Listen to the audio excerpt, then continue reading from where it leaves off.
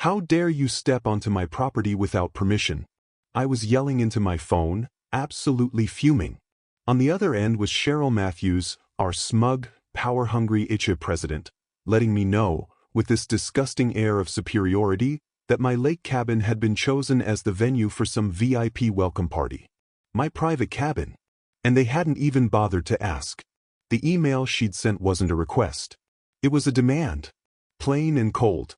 It spelled it all out, either cooperate or deal with so-called violations that could end up costing me thousands.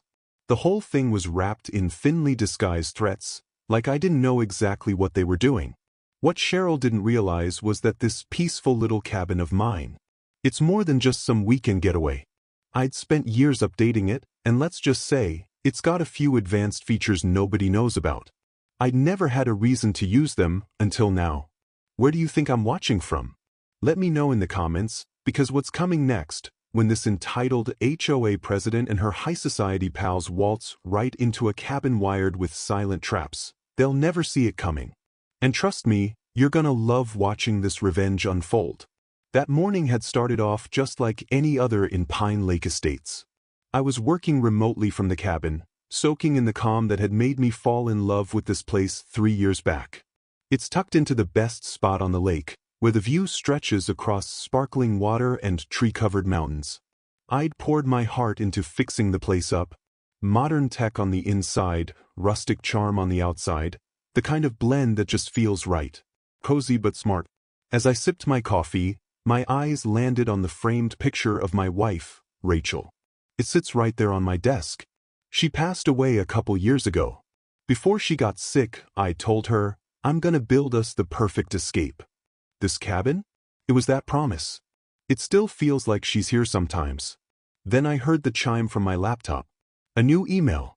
It was from the Pine Lake HOA, with the subject line, Notice, Property Selection for Palmer Welcome Event. And what I read next just about made me spit out my coffee. Apparently, my cabin had been selected to host some welcome party for the Palmer family. The message claimed that, under some regulation, 14.3, whatever that meant, my cabin was now required for use on Saturday, June 15th. Prep would begin the day before. I was told, bluntly, to clear out. I stared at the screen, stunned. Regulation 14.3? I'd read through those HOA rules cover to cover when I bought the place. I'd never seen anything that would let them just take someone's home like that. I opened up the digital copy of the bylaws and started combing through them. Sure enough, Regulation 14.3 was real, but it only applied to emergencies or public events that had gone through a community vote. This party was neither. I grabbed my phone and punched in the number for the HOA office, my hands shaking from pure anger. After sitting on hold for what felt like forever, a woman finally picked up. Total robot. No emotion. Mr. Thompson, being selected is considered an honor, she said, probably reading from a script. The Palmer family's integration into our neighborhood is a top priority, and your property was deemed ideal for the occasion. I demanded to see the minutes from the meeting where they supposedly voted on this. She flat out refused. That information is for board members only, she said coolly. By the time I ended the call, I was practically seeing red. This wasn't just annoying, it was an invasion. A full-on power grab. I grabbed my truck keys and headed straight for the HOA office. I was done playing nice. It was time to speak with Cheryl Matthews in person. The HOA office was this polished little building near the front of the community, wood-paneled walls, shiny windows catching the reflection of the mountains behind it. The second I walked into the HOA building, I caught something strange. Melissa, the secretary, subtly tapped her phone. A small red light blinked to life. So, they were recording this. That was telling. After a short wait, she waved me into Cheryl Matthews' office. The place screamed power play. Oversized desk, a wall packed with framed awards and plaques, and this cold, sterile air of control. And there she was, just like I'd heard from the neighbors. Early 50s, flawless blonde curls that clearly took time, top-shelf clothes, and a picture-perfect smile that never once touched her eyes. Mr. Thompson, she said, reaching out with a manicured hand, it's so nice to finally meet you. I hear you've got some concerns about our little community event. I didn't bother pretending to be polite. There wasn't a vote, was there? I asked flat out. You can't just hijack my private cabin for a party. That fake smile of hers barely twitched, but her tone stayed sugary. Mr. Thompson, she said, as president of the HOA, I do have certain discretionary privileges. And let's be honest, the Palmers are close to the governor. Their goodwill? It could mean big things for our neighborhood. I kept pushing, and for a split second the mask slipped. Her voice dropped to a whisper, low enough to dodge the recording phone just outside the door. Let me be clear, she said, leaning in. If you decide not to cooperate, the board may have to re-examine some possible building code violations at your place. I believe there are several that could become an issue. Her message was crystal clear. And for a moment I just sat there. I knew that feeling. Powerless. Cornered. It brought back memories I'd buried, times in my life when people steamrolled over me, when I couldn't protect the people I loved. I drove back to the cabin in silence, my mind spiraling. Images of Rachel filled my head. Toward the end, when the cancer had taken almost everything, we'd moved her hospital bed into the living room. I remember one night so clearly. She grabbed my hand, her voice weak but steady, her eyes locked on mine. Mark, she said, I need you to promise me something. Don't let anyone take what we built. Stand your ground after I'm gone. I couldn't stop the cancer. But maybe I could keep that promise. I was still lost in thought when I almost missed Sarah Jennings waving at me from her driveway. I pulled over, thankful for the break. Sarah's a high school teacher around here, one of the few people in the neighborhood I actually trust. She leaned on my car window, concern in her eyes. You look like hell, she said. Let me guess, Cheryl Matthews? I nodded, and she sighed. Turns out, my situation wasn't unique. Sarah told me this wasn't the first time Cheryl threw her weight around. Just last year, the Martins, good people, refused to let her use their lakefront yard for some fundraiser. Within months, they were buried in violation notices and mystery fines. Eventually, they had no choice but to sell at a loss. Sarah lowered her voice. And guess who bought their house through some shady shell company? She said. Greg Matthews, Cheryl's husband. By the time I got back to the cabin, my head was spinning. I stood in my home office for a long time, just staring at the sleek security setup I'd spent months designing, gear I'd never actually turned on. Then my eyes drifted over to an old filing cabinet tucked in the corner. It was labeled Project Marriage, a relic from my days working in defense contracts. I opened the drawer. Inside was a letter from Rachel, her last handwritten note. I unfolded it carefully. The ink had faded slightly, but the words were still strong. Don't let anyone take away what I've left for you. That hit me hard. I sat down at my drafting table, the blueprint of the cabin spread out in front of me, just staring. The place had always been our safe haven, our quiet little bubble away from the world. But now I was seriously considering turning it into something else entirely. The trap. A warning. I wasn't sure yet if I had it in me. But something had shifted. And Cheryl Matthews?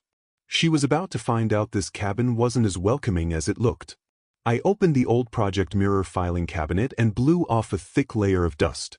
I hadn't touched those folders in years. Back when I was still in defense, Project Mirror had been one of the last systems I worked on. It was a non-lethal setup, a combination of surveillance and environmental control, designed to secure sensitive locations without putting anyone in harm's way. The idea was to protect, not attack. But once the company started moving in a more aggressive direction, I walked away. My supervisor tried to downplay it. We're not building weapons, he told me, but I wasn't buying it. That's when I decided to go solo, start consulting. I focused on designing systems that defended people and their property, not intimidated them. The next morning, sunlight was pouring in through the windows when Sarah stopped by with 2 coffees and a look that said she had news. I've been asking around, she said as she dropped into the porch swing. About those meeting minutes where they supposedly approved using your cabin? A couple board members say they don't remember voting on anything like that. She took a thoughtful sip from her cup.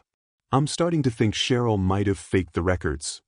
I wasn't shocked, but hearing it confirmed? That lit a fire under me. After Sarah left, I dove headfirst into Colorado property law, what homeowners associations could and couldn't do, the legality of recording inside your own house, the works. What I found was both comforting and maddening. Turns out, HOAs can't just claim someone's property without written permission. And in your own home, as long as you're not recording people in private places like bathrooms, it's totally legal to use surveillance gear.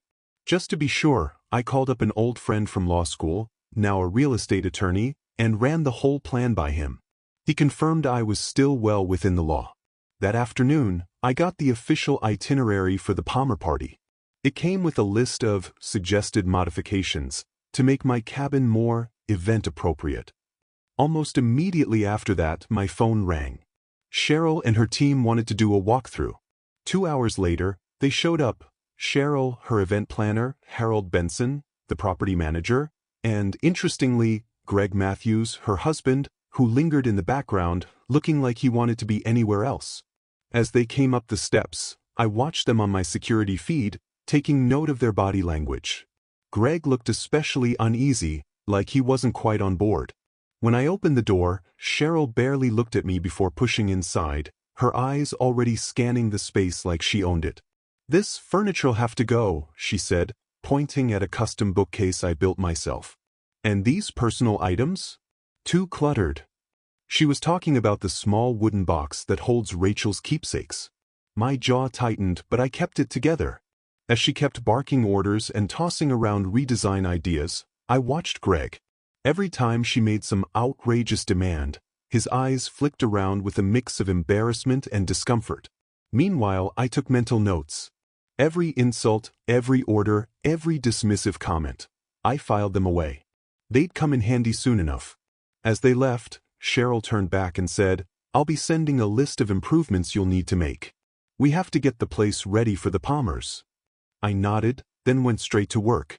First, I set up a mini VR rig using LED panels, designed to project what looked like a real HOA board meeting, one that discussed shady financial practices and internal violations. Just visual noise, but effective. Next, I installed a low-frequency sound system that could emit a harmless but annoying hum in key areas, just enough to make people want to move. The climate system? Reprogrammed. It would slowly raise the temperature inside over time. Not dangerous, but deeply uncomfortable. Then I wired up discrete cameras throughout the cabin, all with clear legal notices posted that the property was under surveillance, in full compliance with Colorado law. I even set up digital displays that could loop through publicly available HOA financial records, stuff that didn't look right if you paid attention. And finally, I rigged a misting system that could release a cool burst of water with the tap of a button. Subtle, surprising, completely legal. While picking up extra gear at the hardware store, I bumped into Jake Preston, a local tech guy and an HOA board member. "Mark," he said, looking surprised, "getting ready for the big party?" There was something in his voice. A hesitation. I leaned into it. "Yeah, though it's still not clear how they chose my place without even asking me." Jake's expression shifted. "Honestly," he said, lowering his voice, "I don't remember voting on that. Cheryl's been kind of overstepping lately. She made me redo my whole backyard last year. Said it didn't fit the neighborhood aesthetic. Cost me a fortune. I didn't waste the opportunity. I nudged the conversation toward HOA rules, rights, and legality. Jake listened carefully, and by the end, he promised to check the records himself. As we said goodbye, he added under his breath, "Just between us, she's pushing things too far." That night, I got another email from Cheryl. She wanted me to hand over my keys for preparation purposes. Instead, I called Sarah. After I filled her in on everything, she paused for a second, then said, "You know, my late husband was in security too. I picked up a few things. If you need someone off-site to run parts of this system while you're dealing with the party, I'm in." It was perfect. Someone outside the cabin, managing key elements, would make it harder for Cheryl to kill the system all at once. I put together a set of special keys, ones that would quietly trigger different layers of my setup, and emailed my lawyer friend a full package, voice recordings of Cheryl's threats, scans of the sketchy documents Harold left behind, and a detailed write-up of every system I installed, with legal footnotes and confirmation that nothing posed any harm. As I tightened the final bolts and ran my last system check, I felt a strange mix of satisfaction and nervous energy. Was I going too far? Then I thought about Cheryl brushing off Rachel's mementos like they were junk. About her trying to steamroll me with bogus rules. About the way she used a system built to protect our neighborhood as her personal weapon. I thought, they want my cabin? They're gonna get it. Just not the way they expected. The next morning, Cheryl and her crew showed up again for a final walkthrough. From Sarah's place across the lake, we watched everything unfold through the feed. Cheryl strode right up to my door, her event planner in tow, looking ready to take over. Harold was behind them, looking awkward, clutching a clipboard like it might save him. And there was Greg again, drifting away from the group, heading toward the lake, hands in his pockets, eyes distant. When Cheryl used the key I'd given her, she had no idea it triggered a whole new phase of my setup. From my seat beside Sarah, I watched the signal flash across the screen. "And so it begins," she murmured, eyes fixed on the monitor. Inside, Cheryl was already barking out instructions, pointing at furniture, flapping her hands like a conductor in a one-woman power opera.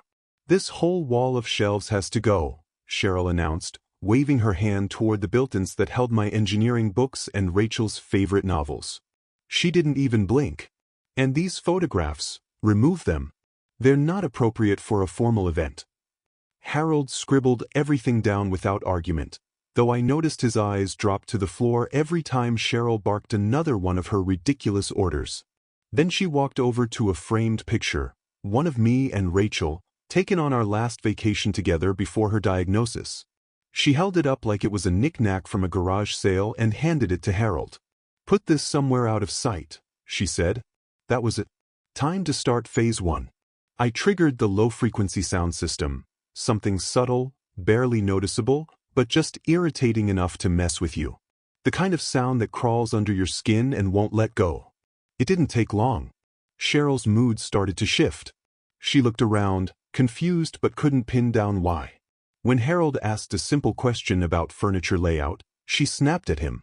Then she barked at the designer for suggesting we keep some of the original cabin decor. "What's wrong with your ears?" she asked the designer when they mentioned hearing a strange tone. "I don't hear anything unusual."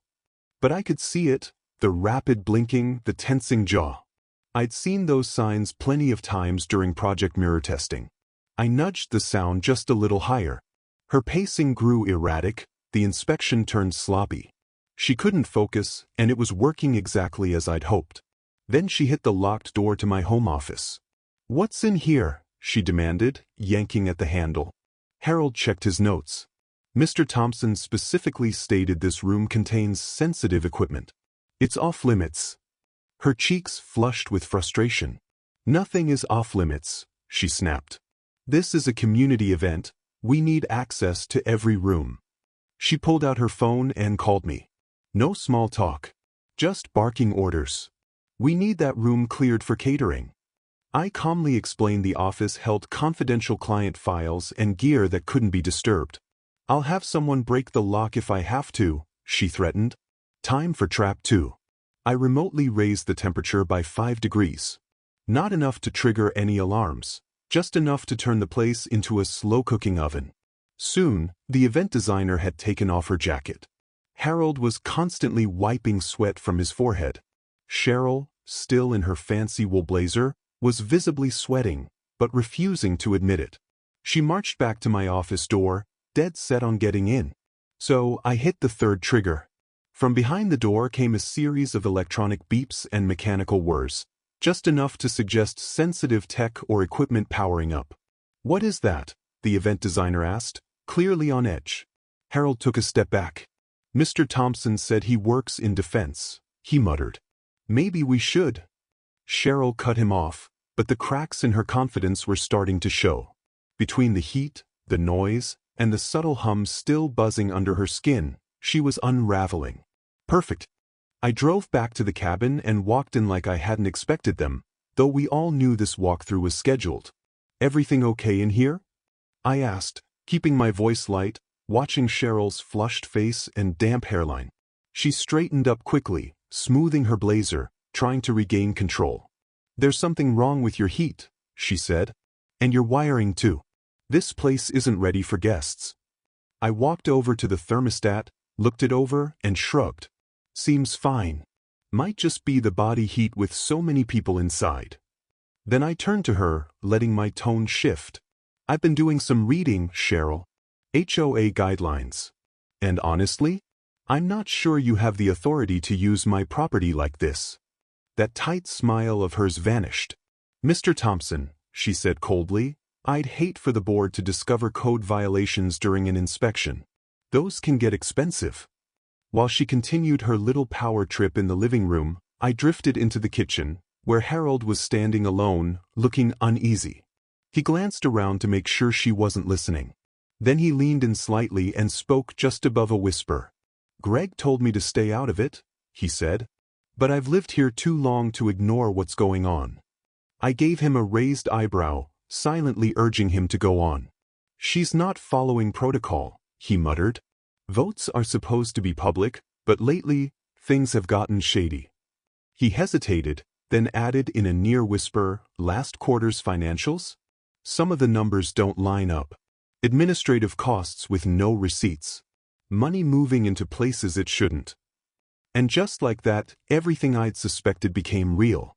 Cheryl wasn't just pushing boundaries. She was probably misusing community funds, too. As they wrapped up, she told me she'd be back tomorrow, with contractors.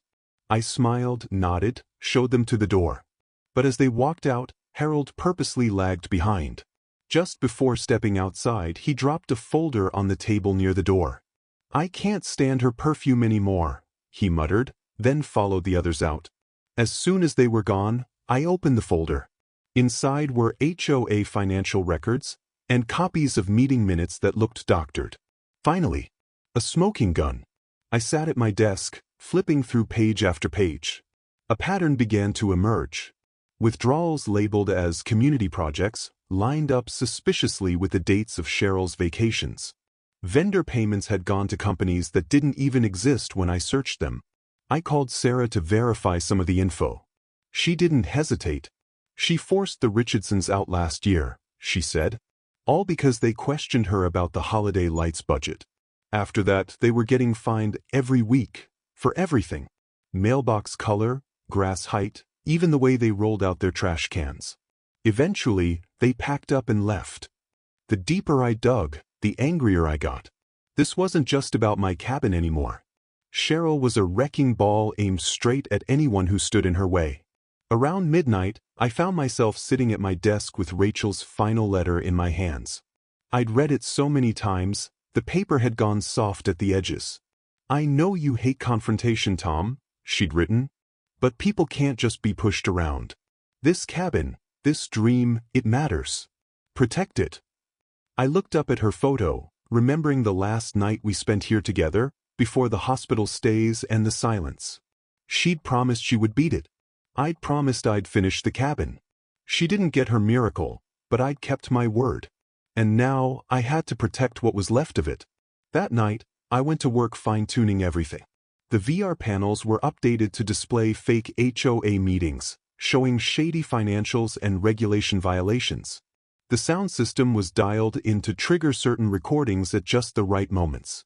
Climate controls were recalibrated for maximum discomfort, without crossing any legal lines. I rigged the misters around the deck and linked all TV screens to a database of questionable HOA purchases, ready to play at a touch. Throughout the cabin, I placed small legal notices. "This property is monitored in accordance with Colorado state law." They were discreet, but visible enough to hold up in court if needed. And for the grand finale, I installed a harmless but deeply uncomfortable sensory system in the master bathroom, triggered by motion, just in case. The next morning, I bumped into Greg Matthews at the local coffee shop. He looked wrecked, eyes sunken, dark circles, like he hadn't slept in days. When he spotted me, he walked over slowly, like he wasn't sure he should. "Mr. Thompson," he said, barely above a whisper, "I want to apologize for my wife's assertiveness. I know she can come off a bit strong." I studied him for a moment. His shoulders were hunched, and his eyes kept flicking around like he was worried Cheryl might pop out from behind a corner. "She seems very eager to impress the Palmers," I said, keeping my tone neutral. Greg let out a tired sigh. "Elizabeth and Richard Palmer have ties to the governor. Cheryl sees them as her ticket into the kind of elite social circles she's always dreamed of." He paused, hesitated, then added, "I wanted to give the guests something meaningful, local artisan gifts from that woodworking shop on Main Street. Beautiful stuff. But Cheryl said they looked too rustic." He looked genuinely pained. "She wasn't always like this. The pressure, the image she thinks she has to maintain, it's made her hard. Cold. She's terrified people will see any vulnerability." Later that day, I came back to my cabin and found something that stopped me in my tracks and sent my blood boiling. Without warning, Cheryl had sent workers to start prepping the cabin. Furniture had already been moved. Personal items were boxed up or shoved aside. And then I saw it, a garbage bag stuffed with what used to be on my shelves. When I looked inside, I found a box of Rachel's keepsakes tossed in with the trash. My heart dropped. I tore open the bag, hands shaking, carefully pulling out each frame, each little memory of our life together. I wiped them clean, my eyes stinging with unshed tears. That was it. The final straw. Any lingering doubts about what I was doing disappeared in that moment. I picked up my phone, fingers trembling with fury, ready to call Cheryl and tear into her. But I paused, took a breath, then another. Calling her now would only tip her off. Better to let her walk right into the trap. Let her embarrass herself in front of the people she wanted so badly to impress. That evening, I put the final touches on everything. I emailed my attorney friend with fresh documentation. Photos of the workers, my personal items stuffed into trash bags, everything. "Just building the paper trail," I wrote, "in case this goes legal." I programmed the living room screens to display the HOA's shady financial records with a simple push of the remote. Olivia and I coordinated our timing. She'd run part of the systems from her house across the lake. As night settled in, I walked through the cabin one last time. My sanctuary, violated, rearranged, stripped of the quiet peace Rachel and I had created. I paused at her photo on my bedside table, freshly cleaned and put back in place. "I'll protect what we built," I promised her silently. Then I packed a bag, locked up, and left. Cheryl's little empire? It was about to crumble. At Olivia's house, we ran one last system check. Every camera was live. Every trap was ready to go. "You sure about this?" Olivia asked, eyes serious. "What if she sues?" I gave a grim smile. "Let her try. Everything's documented, from her trespassing to the financial abuse. And we're not doing anything dangerous.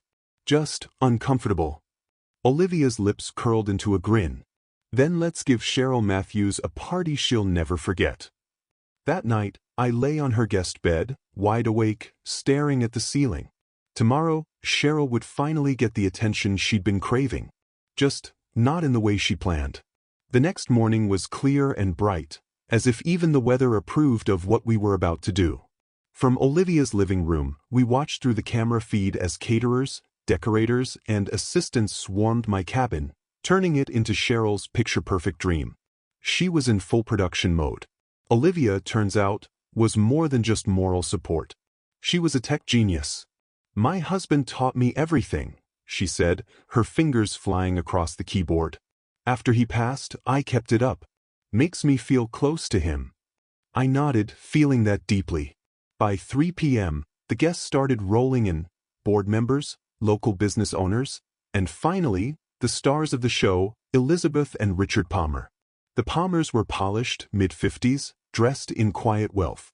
They made Cheryl's flashy outfit look like a costume. She greeted everyone like a politician, air kisses, loud laughs, fake warmth. Through the cameras, we saw it all. "Isn't this view spectacular?" she gushed to Elizabeth, sweeping an arm toward the lake like she had personally shaped the shoreline. "I selected this location specifically to showcase the best of Pine Lake Estates." I clenched my teeth. She really believed she owned the moment. "It's time," I said quietly. Olivia nodded and tapped the keys. Inside the cabin, the temperature began to rise. Slowly. Subtly. Enough to stir discomfort without triggering panic. Within 20 minutes, guests were fidgeting. Jackets came off. Sweat began to show. But Cheryl? She kept the show going, pretending nothing was wrong, even as her designer wool blazer darkened at the seams. Someone finally said something. "Getting warm in here," a guest muttered. Cheryl's smile tightened. She grabbed Harold and hissed, "Fix the thermostat. Now." We watched poor Harold poke at the system, helpless.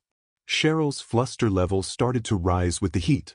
"This is why we need stricter renovation standards," she said loudly, casting shade at me, though I wasn't even there. Eventually, she made the call. "Let's move out to the deck. Fresh air will do us good," she said with forced cheer. The guests gladly followed her outside. "Perfect," I whispered. Olivia triggered the next phase. Out on the deck, a soft mist began to fall from the pergola. A cool, gentle spray, not enough to scream sabotage, but enough to dampen shoulders and raise eyebrows. Confused, the crowd trickled back inside, brushing off their sleeves and adjusting clothes. Cheryl, meanwhile, was frantically trying to smooth her frizzed hair, mumbling something about unpredictable mountain weather. When everyone had settled back into the living room, I cued Trap 3. The TV came to life. On the screen, a spreadsheet of HOA financial records, with multiple line items highlighted in bright red. "What's this?" asked Jake Preston, leaning closer. More board members crowded around. Quiet murmurs filled the room.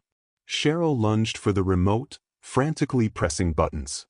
"Just some old files," she said, accidentally left open. "Harold, shut this down. Now." But Harold couldn't. The system was locked.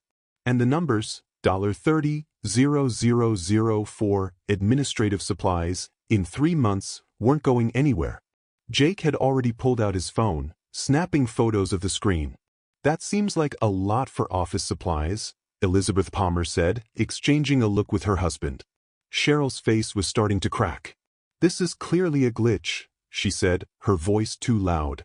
"Those aren't even real records." And then Greg walked in. Rumpled. Smelling like whiskey. He didn't say hello. Just looked around the room, then at the screen. "Those look real to me," he said clearly. Cheryl's always chasing perfection, even if it means taking what isn't hers. A heavy silence dropped over the room. Cheryl's face turned pale, then red. "Gregory, you're clearly unwell," she said through clenched teeth. "Maybe you should go home." But Greg didn't back down. "Home?" He laughed bitterly. "You mean that showroom you call a house? Where nothing's allowed to be touched?" Guests shifted uncomfortably, realizing this was no longer just about HOA business. Trying to pull the moment back, Cheryl forced a smile. "Let me clarify for everyone," she said, voice too bright. "This beautiful space has been generously contributed for today's event through our property sharing initiative." A man I didn't recognize, a board member, probably, spoke up from the back, voice uncertain. "I don't remember voting on any kind of property sharing initiative." Cheryl's smile turned tight. "It's all in the minutes from the last quarterly meeting," she insisted, her voice a little too crisp. I glanced at Olivia, gave her a subtle nod. She tapped a few keys, and the LED virtual reality system kicked in. Suddenly, the walls of the living room morphed into a projected HOA meeting. Digital versions of the board members appeared, discussing budgets, policy changes, and yes, doctored meeting minutes. Jake Preston looked stunned. His eyes locked on the projection of himself, saying things he had clearly never said. "What is this?" he demanded, backing up a step. Now Cheryl was visibly panicking. Her head snapped around as if she could find the source and shut it down by sheer will. This is sabotage," she sputtered. Right on cue, I triggered the audio playback. Her voice filled the room. "The Palmers are new money. They need guidance. We have to show them how things are done in established communities." The recording cut off suddenly, leaving behind a dead silence. Jake stood. "I want to hear the rest," he said, his voice hard. I reactivated the clip. Cheryl's voice resumed, crystal clear. "Elizabeth Palmer's taste in fashion is atrocious. Did you see what she wore to the governor's fundraiser? And Richard, always trying to buy his way into social circles with those desperate symphony donations. That was all it took. Elizabeth Palmer rose from her seat slowly. Her face was cold, expression unreadable. "Richard," she said, calm and measured, "I think it's time we left." Cheryl scrambled to stop them, her mask fully cracking. "Wait, please, you don't understand. This is all some kind of tech malfunction." Near the back of the room, a younger guest had her phone out, recording the whole thing. I could hear her murmur, "This is so going viral." Elizabeth didn't flinch. She turned to Cheryl and said, icy and direct, "No, I understand perfectly." Cheryl tried to gather herself, but it was too late. From my screen at Olivia's house, I watched it all unfold with a mix of satisfaction and calm. I didn't have to say a word. "The party's collapsing," Olivia said, watching the feed closely. I nodded. "And the main act hasn't even started." Desperate to take control, Cheryl clapped her hands and pasted on a big, fake smile. "Let's move to the dining room. Dinner is served." Like nothing had happened. The caterers, clearly uncomfortable, began bringing out appetizers. Cheryl tapped a glass with a fork and raised her voice. "I just want to thank everyone for coming tonight, and especially the HOA board for organizing such a lovely evening." That statement turned a few heads. More than a few board members were now realizing they had never signed off on any of this. I looked at Olivia again. She gave a quick nod and hit the next key command. The large dining room screen flickered on. A simple message appeared first. "Private property surveillance active, per Colorado state law." Confused murmurs spread through the room. Guests looked to Cheryl for answers. Before she could spin it, the screen switched. Now it showed video footage, straight from my cameras, of Cheryl and her crew inside my cabin. You could see them handling my belongings, stacking boxes, brushing aside Rachel's keepsakes. Cheryl's voice was clear. "Just put all this somewhere out of sight." Another clip followed, showing her pointing at my built-in bookshelves. "These will need to be removed. They're not elegant enough for the Palmers." At the bottom of the video, "Private residence, Thomas Thompson. No authorization given." Jake Preston set his wine glass down hard. "Cheryl," he said flatly, "did you get written permission to use this property?" The way he asked, it was clear. He already knew the answer. Other board members started murmuring, some clearly distressed. I could see it in their faces, even from the cameras, the realization that they might be liable too. Harold Benson, who'd been quietly nursing a drink in the corner, finally spoke up. "She does this all the time," he said, his voice echoing in the now still room. "Uses the HOA like her own personal playground." Flushed from several glasses of wine, he kept going. "Last year, she used HOA funds to hire a private investigator. Told us it was for neighborhood security. Truth was, she wanted dirt on new residents." Greg Matthews, still leaning against the wall with an empty glass, gave a slow nod. "That's how she knows everything about everyone," he said quietly. "Cheryl keeps files. On all of you." The room practically froze. People started talking at once, confused, angry, shocked. Jake stood again. His voice was steady but sharp. "I think we need an emergency audit of the HOA finances." Heads around the room nodded. Some guests were already on their phones, texting or taking notes. "And Cheryl," she snapped. "This is the thanks I get?" she shrieked. "After everything I've done for this place? You're all being manipulated. This is the work of that ungrateful cabin owner." She started pointing around wildly, her voice cracking. "He's behind this. He's watching us right now." People just stared at her. Then she tried to pull herself together again. Straightened up, chin high. "As soon as this is over, I'm calling an emergency meeting. Certain people need to be removed from our community," she hissed. "If they can't respect our values, they don't belong at Pine Lake." I smiled grimly. The moment had come. I activated the final trap.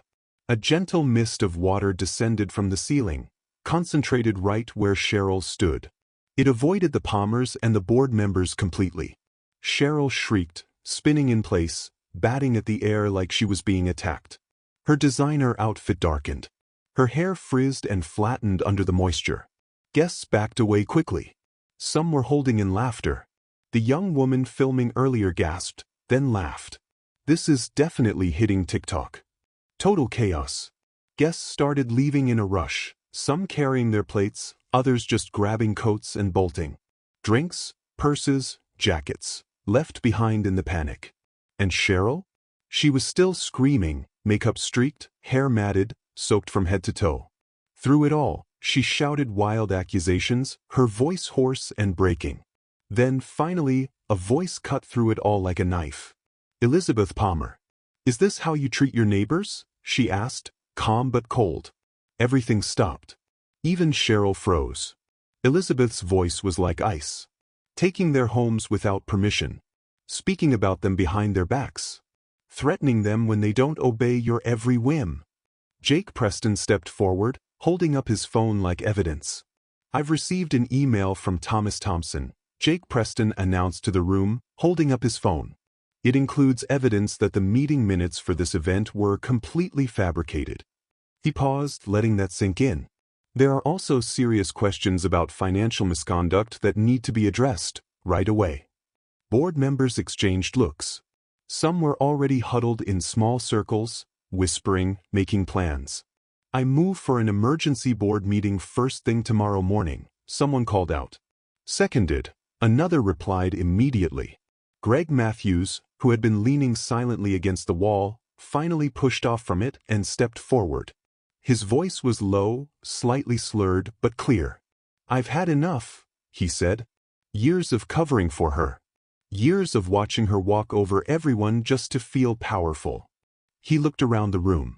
Cheryl just wanted to be accepted, he admitted, his voice softening for a beat. But she went about it all wrong. And all of us have paid the price for it. Cheryl stared at him, stunned. That last blow hit harder than anything else tonight. Not the videos. Not the water. Not even the public takedown. This, her husband's quiet betrayal, this cut the deepest. Her posture collapsed. You could see the moment she realized everything she built had just crumbled. The party ended not with applause, but with Cheryl, drenched and defeated, storming out of my cabin. Greg followed behind her, silent and heavy. The guests had mostly cleared out, leaving behind half-eaten hors d'oeuvres, toppled champagne flutes, and the lingering buzz of scandal. On my screens, I watched the final board members swap numbers and arrange the emergency meeting. We did it, Olivia whispered beside me, wide-eyed. Cheryl Matthews is done at Pine Lake. I gave a quiet nod, but my gut was uneasy. She's dangerous when she's cornered, I said. And now, she's got nowhere left to run. I returned to the cabin in the early hours of the morning, walking through the mess. Glasses, napkins, damp furniture, the remains of a war, really. But there wasn't any real damage. I started cleaning up, putting things back where they belonged, restoring my home. When I turned over a photo frame and saw Rachel's smiling face staring back at me, I paused. See, love? I whispered. I didn't let them take what's ours. The sun had just started creeping up over the lake, casting gold across the water, when my phone buzzed. A text from Olivia. Emergency meeting underway. Cheryl's gathering her loyalists. Not 2 minutes later, Jake called. She's panicking, he told me. We all saw the records. I got your email, and I've already passed it around to the rest of the board. He hesitated, then added, just be careful. Cornered animals can lash out. I spent the next few hours organizing every shred of evidence I had. Financial records, audio clips, videos, especially the one where Cheryl's team dumped Rachel's keepsakes in a garbage bag. I compiled everything and sent copies to my lawyer, with a timeline of every single thing that had happened. His response came quick and confident. You've got more than enough. If she tries anything, she'll bury herself. I was double-checking my security feeds when the driveway camera picked up movement. A sleek black SUV pulled up. Behind it, a second vehicle. Out stepped Cheryl Matthews, Gregory behind her, and 2 security guys dressed in black. She looked furious. Absolutely thunderous. I opened the door before she could knock. She shoved a paper at me. This is an official HOA order, she snapped, voice trembling with rage. You are required to vacate this property within 24 hours for violations of community standards and malicious sabotage. If you don't leave Pine Lake, we'll pursue legal action." The guards flanked her, arms crossed like I was some threat. Gregory lingered back, his expression unreadable. I glanced at the paper, then looked her in the eye. "Why don't you come in, Mrs. Matthews?" I said calmly. "There are a few things I think you'll want to see before you try rewriting HOA law from scratch."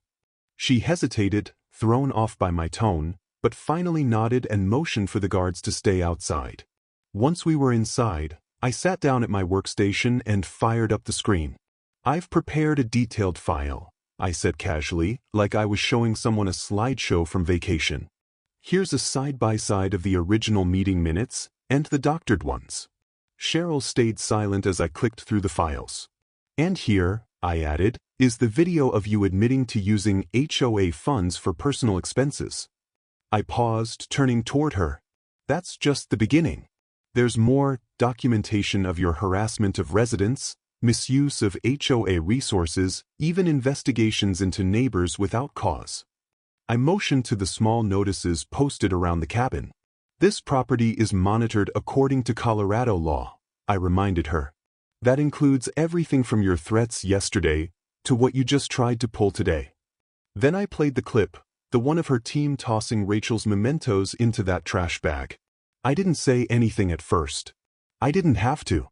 "These," I said finally, voice low and tight, "belonged to my late wife, the woman who made this cabin our dream, who asked me to protect it when she was gone."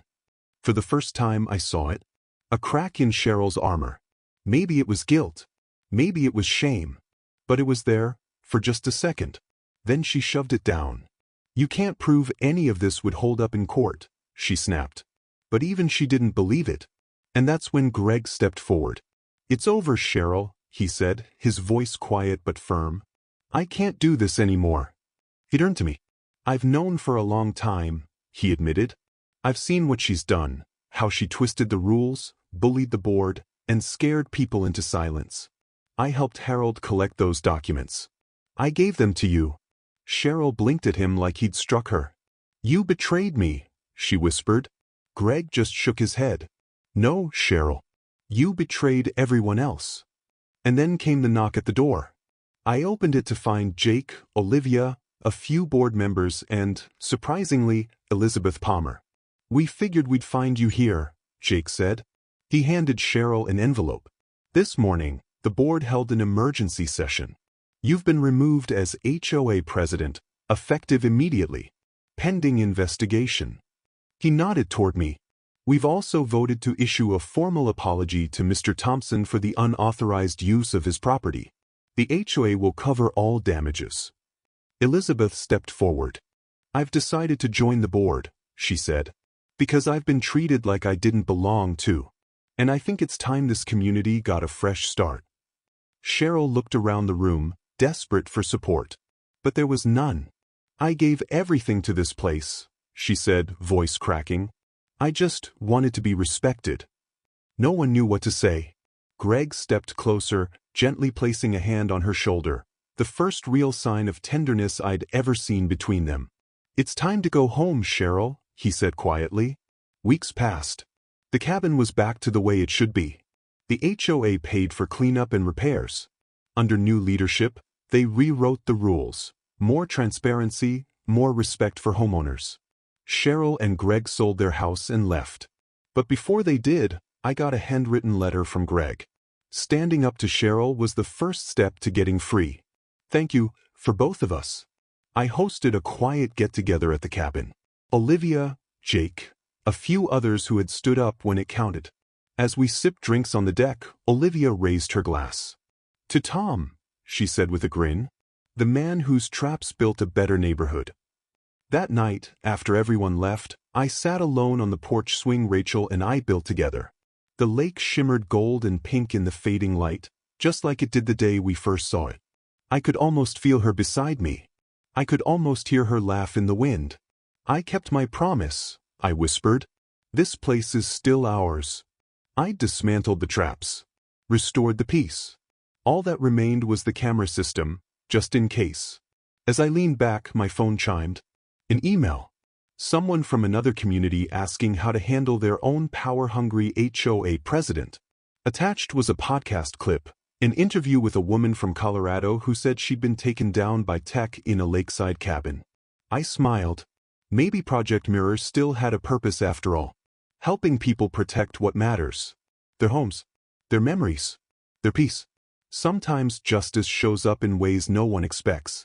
And sometimes, the best trap is the one they never see coming.